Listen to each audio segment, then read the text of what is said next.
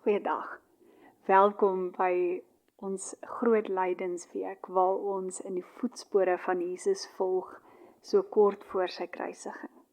Ons staan vandag stil by die tema van Jesus kies om te kuier. En dit verwys natuurlik na die Paasmaaltyd wat hy saam met die disippels geniet het.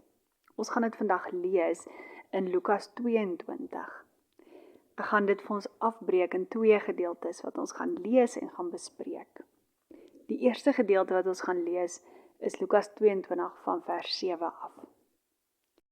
Die dag van die ongesuurde brood waarop die paaslam geslag moes word het aangebreek. Jesus stuur toe vir Petrus en Johannes vooruit met die opdrag: gaan berei die paasmaaltyd vir ons voor, dat ons dit kan eet. Hulle vra vir hom: waar wil u hê moet ons dit voorberei? Toe antwoord hy hulle: kyk, net soos julle die stad ingaan, sal julle 'n man wat 'n kruik water dra julle ontmoet. Gaan saam met hom tot in die huis waar hy ingaan, en sê dan vir die eienaar van die huis: ons leermeester vra u, waar is die kamer waar ek met my disippels die paasmaaltyd kan eet? En hy sal vir julle 'n groot bovertrek wys, wat klaar daarvoor ingerig is. Daar moet julle dit voorberei. Hulle het gaan en dit gekry net soos Jesus vir hulle gesê het en die paasmaaltyd voorberei. In Lukas se vertelling volg die paasmaaltyd se voorbereidings en dan die eet van die paasmaaltyd direk na die vertelling van die komplot om Jesus dood te maak. Op hierdie manier bring Lukas Jesus se dood as Messias en die offerande wat hy vervang by mekaar uit. Dit is die dag van die ongesuurde brood. Dis die dag waarop die paaslam geslag moes word, soos wat die voorskrifte reeds in Eksodus 12 vir ons gegee word. Op hierdie dag word al die suurdeeg uit die huise verwyder en 7 dae lank word plat ongeryste broodkoeke geëet. Op die dag van die voorbereiding, soos ons dit hier gelees het almal in en om Jerusalem baie gehad om te doen.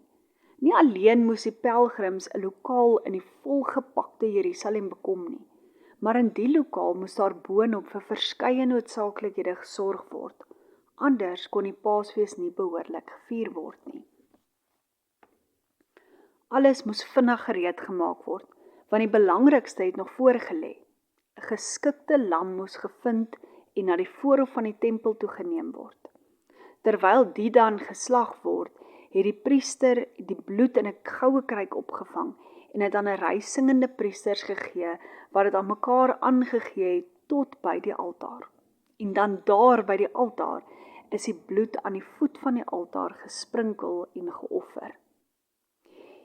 Hierdie is alles van die feesrituele wat kom uit die oorspronklike gebruik van die Pasga wat in Eksodus 12 gegee word, waar mense herinner is dat God sy volk sal verlos. Jesus neem die inisiatief vir die reël van die laaste ete saam met sy 12 disippels. Hy stuur 2 van hulle vooruit om reëlings te gaan tref en die voorbereiding te doen, net soos wat hy ook vooruit gestuur het om die donkie te gaan haal, Sondag met sy intog in Jerusalem in. Jesus het daarna uitgesien om die paasmaaltyd saam met sy 12 disippels te eet, voordat hy sou ly. Hy wou graag met hulle praat en hulle voorberei op wat sou kom. Nou is dit Johannes en Petrus wat die opdrag kry om die voorbereiding te gaan tref. Maar Jesus het reeds 'n klomp goed vir hulle reg gekry. By die stadspoort sou hulle 'n man ontmoet wat 'n kruik water dra. Hulle sou maklik kon raak sien, want eintlik was dit gewoonlik net die vroue wat kruike gedra het. Die mans het maar met watersakke rondgeloop. Jesus reël dan dat wanneer hulle hierdie persoon volg wat moontlik 'n slaaf is of 'n familielid is, sal hulle die eienaar van die huis kry wat vir hulle 'n bovertrek gee, 'n geskikte spasie. Hierdie paasete word dan in hierdie spasie in 'n huis geniet. Dis 'n klein, intieme geleentheid tussen Jesus en sy 12 disippels, weg van die tempel en die baie mense van die vorige dae. Petrus en Johannes het hulle werk deeglik gedoen. Die ontroerende paasmaaltyd begin toe Jesus die beker opneem en dank. So kom ons lees dan die tweede gedeelte van Lukas 22. Toe dit tyd was, het Jesus aan tafel gegaan en die apostels saam met hom. Hy sê toe vir hulle, ek het baie daarna uitgesien om hierdie paasmaaltyd saam met julle te eet, voordat ek ly. Ek sê vir julle, ek sal dit nie weer eet, voordat dit in die koninkryk van God sy volle betekenis gekry het nie. Daarna neem hy 'n beker, hy spreek die dankgebed uit en sê, neem dit en gee dit vir mekaar aan. Ek sê vir julle, ek sal van nou af nie weer wyn drink, voordat die koninkryk van God nie gekom het nie. Toe neem hy die brood, spreek die dankgebed uit, breek dit en gee dit vir hulle met die woorde, dit is my liggaam wat vir julle gegee word. Gebruik dit tot my gedagtenis. Met die beker na die maaltyd het hy net so gemaak en gesê, hierdie beker is die nuwe verbond, beseël deur my bloed wat vir julle vergiet word. Ons lees tot sover vandag. Jesus sê in die eerste gedeelte hiervan dat hy uitgesien het om hierdie paasmaaltyd saam met sy disippels te eet voordat hy ly. In hierdie proses berei hy hulle voor vir wat op pad is om te kom. Hy probeer dit vir hulle duidelik te maak dat dit die laaste keer is en elke keer gebruik hy die geleentheid om hierdie paasmaaltyd met dit wat aan die kruis sou gebeur het, bymekaar te bring en vir hulle herinterpretasie te gee. Want dit sou hierdie intieme groep wat saam met hom was wees, wat hierdie boodskap op 'n totaal ander manier aan die wêreld moet gaan help verkondig.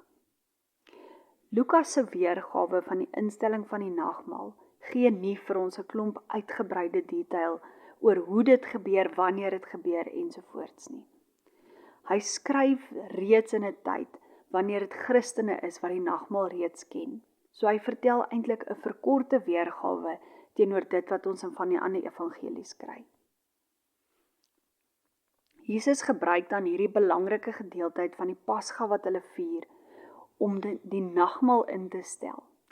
En so vir hulle iets te gee wat hulle saam met hulle kan vat, wat nie net een keer 'n jaar gevier word nie, maar wat Christene enige tyd sou kon gebruik om aan Jesus te dink. Wanneer hy die brood breek, sê hy vir hulle, dit is my liggaam wat vir julle gegee word. Dit sê iets van 'n offer. Wanneer hy die wyn gee, dan sê hy, dit is my bloed wat vir julle vergiet word. Hiermee maak hy dit weer 'n keer duidelik, dat hy homself gee vir hierdie doel, vir hierdie herinterpretasie en vir hierdie nuwe verbond wat op pad is. Hy sê vir hulle, gebruik die brood tot my gedagtenis. Jesus gee 'n opdrag om hierdie ete voortaan as 'n herinnering aan hom te herhaal. Dis 'n persoonlike herinnering aan hom, nie iets wat ver af is nie. Onthou, dis sy naaste binnekring wat hy geroep het om saam met hom hierdie pad te loop, wat hier saam met hom sit. Met die beker verseker hy dat daar 'n nuwe verbond is. Dit maak alle Christene en alle kinders van God deel van hierdie verbond as ons glo dat sy liggaam vir ons gebreek is en sy bloed vir ons vergiet is. Die verwysings in hierdie verhaal verbind die Paasete, Jesus se komende dood en God se koningsheerskappy telke male weer met mekaar. Maar let op, die klem van Jesus se woorde is nie op die voorspelling van dit wat kom nie, maar op die nuwe betekenis wat dit aan die Paasete gaan gee. Die Pasga, soos wat die Jode dit vier, word omvorm tot die nagmaal. Die herinnering aan die verlossing uit Egipte word 'n herinnering aan die dood, of in ander woorde die offer van Jesus aan alle kinders van God. Sien, hierdie woorde was nie net vir die disippels bedoel nie, maar vir die hele gemeente en vir elke gelowige van alle tye, ook vir my en jou vandag. Ons beleef ongelukkig nie dit alles soos die disippels het nie. Die kruis kan vir ons 'n vae herinnering word, soos die uittog uit Egipte vir die disippels was. Maar die maaltyd wat ons dikwels moet eet, trek die kruis uit die jaar 33 oor na ons eeu en na ons dag toe. Want eet en drink is gemeenskap.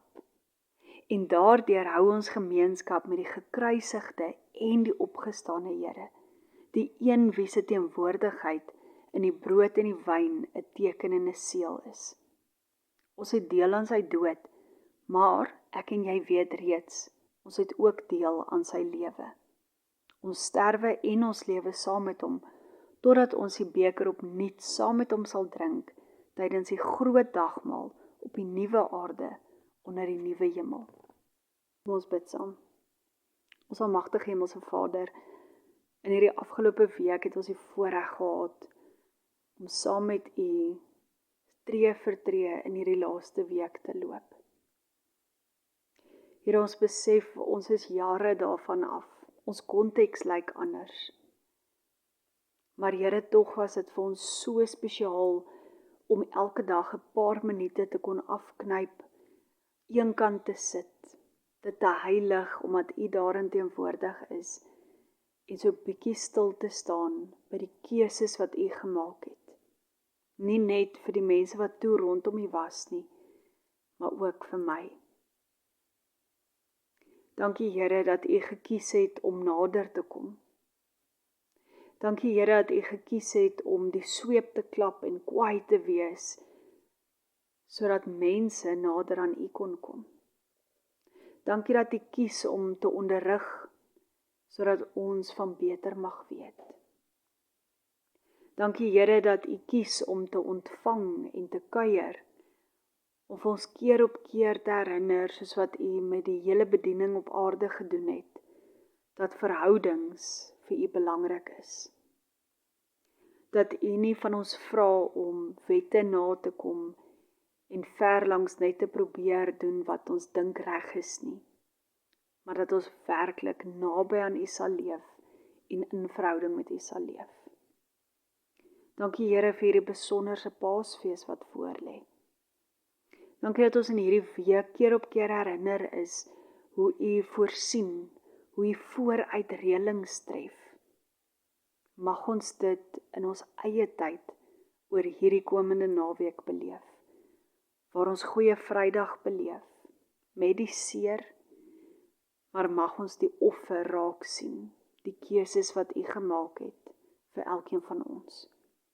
Maar mag ons dan altyd weet, na Goeie Vrydag, na die kruis, is daar 'n leë graf, is daar 'n opstanding Sondag. Amen.